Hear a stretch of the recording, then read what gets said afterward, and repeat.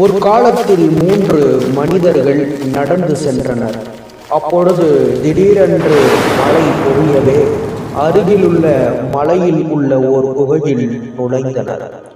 ஓர் பெரிய பாறை உருண்டு வந்து குகையினுடைய வாசலை அடைத்து விட்டது. அப்போது அவர்கள் தமக்குள், நீங்கள் செய்த நல்லறங்களில் மிகச் சிறந்ததை கூறி அல்லாஹுவிடம் பிரார்த்தியுங்கள் என்றனர். அவர்களில் ஒருவர், இறைவா, எனக்கு வயது முதிர்ந்த பெற்றோர் இருந்தனர். நான் ஆடு மேய்க்க வெளியே சென்றுவிட்டு பிறகு வந்து பால் கறந்து பால் பாத்திரத்தை பெற்றோர்களிடம் கொண்டு வருவேன். அவர்கள் அருந்துவார்கள். பிறகு குழந்தைகளுக்கும் குடும்பத்தார்களுக்கும் என் மனைவிக்கும் நான் கொடுப்பேன்.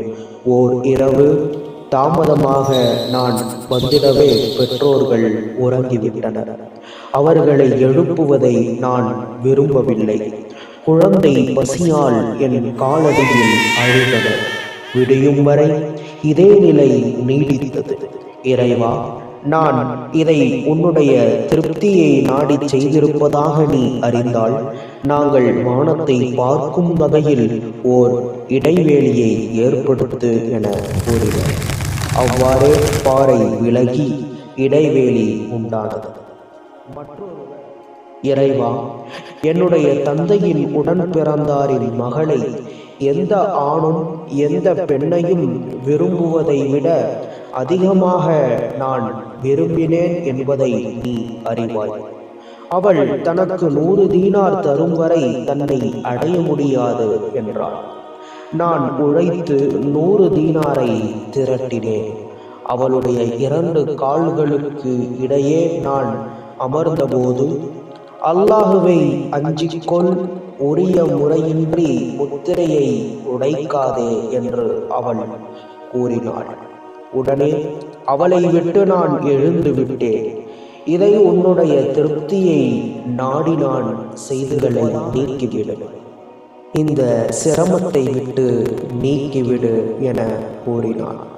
அல்லாஹ் அவர்களை விட்டு 2 மடங்கு சிரமத்தை நீக்கி.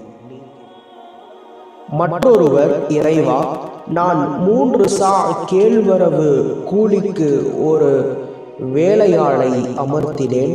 கூலியை நான் கொடுத்த போது அதை அவர் மறுத்துவிட்டார். அந்த கேழ்வரகை பயிர் செய்தேன். அதன் வருமானத்தின் மாடுகளையும் அதை மேய்ப்பவர்களையும் விலைக்கு வாங்கினேன். பிறகு அவர் வந்து, அல்லாஹுவின் அடிமையே, என்னுடைய கூலியை கொடு என்று அவர் கேட்டார்.